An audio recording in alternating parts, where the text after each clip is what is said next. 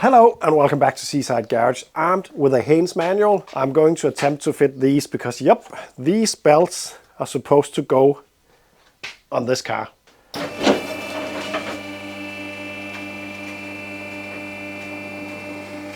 What makes the DAF and the Volvo 66 stand out from all the other cars from that era is the CVT system. Two variable diameter pulleys connected by V-belts automatically change their size using centrifugal force and engine vacuum. As one pulley gets larger, the other one gets smaller. The gear ratio changes smoothly, allowing the car to accelerate without fixed gear changes. This system is the reason for all the jokes. Remember to tighten up the rubber band if you want the car to go fast and so on.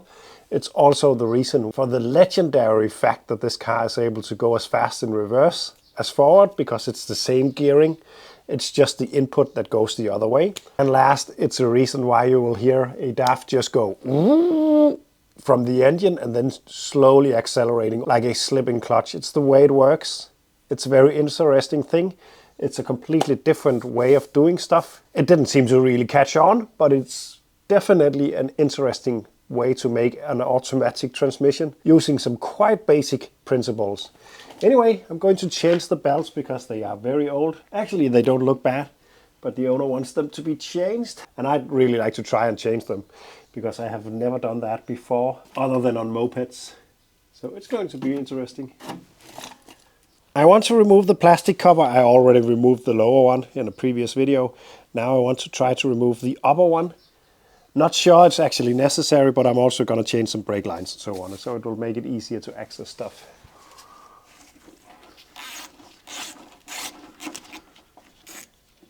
It lost a couple of screws, but I think I got all of them out now.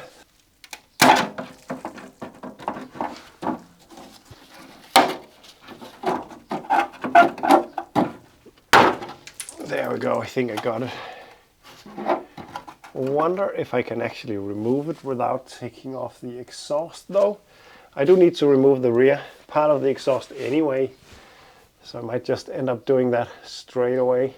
I could remove it up front and just drop the entire thing, because I don't think it will be possible to get it out in one piece without. I'm gonna undo the exhaust.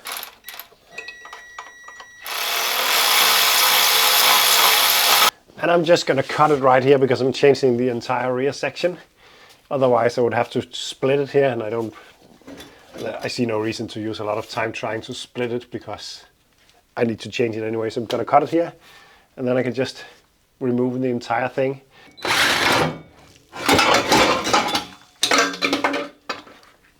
Let's hope that gives me enough room to remove this. There we go. It's down in one piece, which is amazing.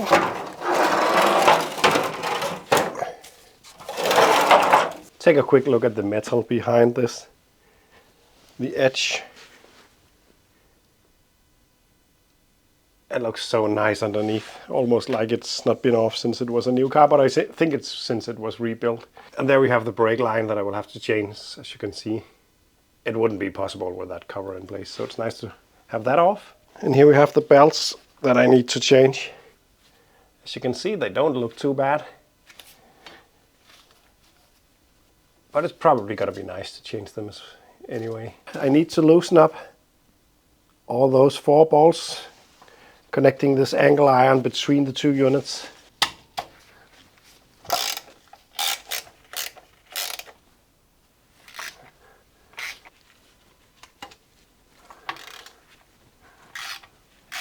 So with both of these brackets now loose, I will loosen up the bolts holding this bracket onto the saddle piece in here. After that, I'm gonna take the tension off this. If this part is necessary, I'm not sure, but I found a pretty nice do-it-yourself guide on the internet that conflicts the Haynes manual a little bit. It doesn't conflict, but it just does it another way.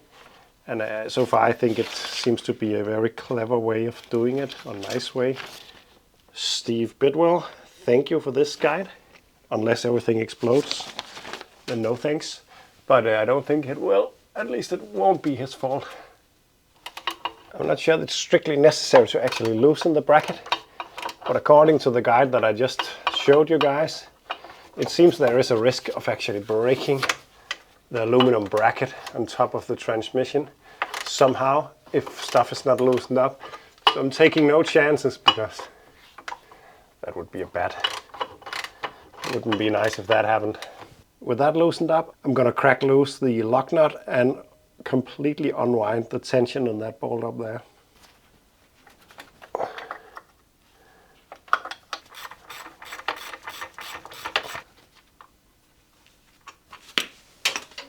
There we go.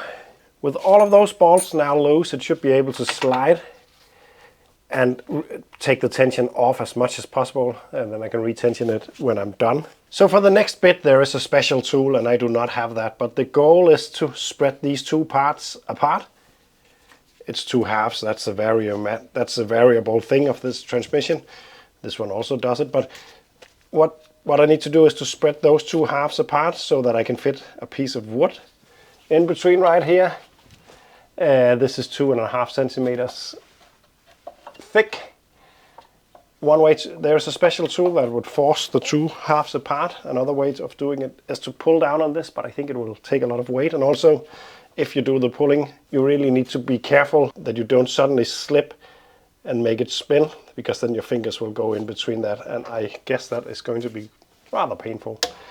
I don't have the special tool, and I'm not sure that I'm heavy enough to do the other solution, but what I think could be a possibility, and by the way, I see cracking in the belt up here. I don't know if you can see it, but it's probably a wise thing to change it. But what I think I can manage to do is to just put my bottle jack in like so. Put a piece of wood up there to spread the load a bit, to protect the belt, which is not necessary to protect in this instance, but just to do it. I don't know if this is going to work, but I guess it will. And then just pump it up. That will spread the belt.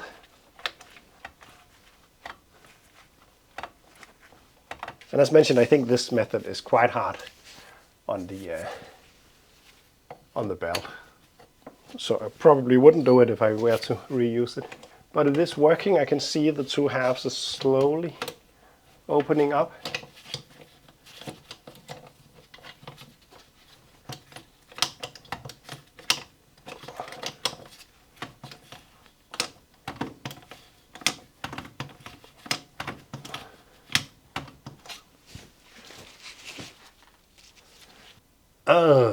I just saw something that I think might make this task a little worse than I was expecting. That in there, that rust on the surface. That looks to be very terminal for this unit, to be honest. I guess that would kill the new belt quite quickly. It's running on that. That explains the vibration when I drive it. I've driven it a little bit, but I thought it was the square tires. But that rust right there is not good. It seems to have the same on the other side in the same location as well. What a bummer. Now, I am no expert on these, but I'd say this is a deal breaker for that outer half. This, I guess, is a chrome plated thing, and it's just corroded so badly. I can get the big scales off all right, but it is still like sandpaper in there. It will just, I guess it will just eat the new belt up in no time. The inner one is all right. On the other side though, the inner one got problems in that area. It's really annoying to find out now, because I thought I actually inspected that earlier, but I didn't turn it apparently, because it is looking quite great. Many other places, if I spin it a bit, you can see the belt up there is also damaged from exactly this kind of rust. Look at this right there, it looks completely perfect, but that doesn't help much when it got that rough thing coming up right there. It's also on the other side. The primary in here though looks acceptable. Oh, it actually looks perfect. But the secondary unit needs new halves at least, possibly a complete. It's actually also bad in here. Take a look at that right there. Not great. It's foobar. Horrible discovery on the DAF that I probably should have catched earlier, but this is the first time I'm working on a DAF. It's not my home turf. So even though I knew it's supposed to look good, I did check that it from what I could see at the first inspection looked all right. It's not a lot you can see with the covers in place, but I missed the spot, that's for sure. And I think the next task for me is to do a lot of research about this subject, but I think it would be a waste of new belts to change these. I think it's completely unrealistic that it will be a comfortable ride with this. Changing the halves could be a possibility. I don't know how involved that would be. Of course it would be a drop of the, I would have to drop it down, I guess, to do it right. Not a big deal either, but maybe another unit is a better idea if it's something that you can get easily. I don't know. Yeah, a bit of a bummer. Not the video I was expecting to make, but this will be all for now. Thank you for watching. Don't forget you can support me. There's a Patreon link down below, and see you in the next one. And then it's reassembling time. This is one of those times where I really wish that my garage were bigger so I could just leave it on a lift in the corner and then work on something else while I get the new parts. But I have to put this all back together so it can drive out of here and into my storage. Otherwise I wouldn't be able to do anything else for the next, who knows how long this is going to take. So that's a big bummer.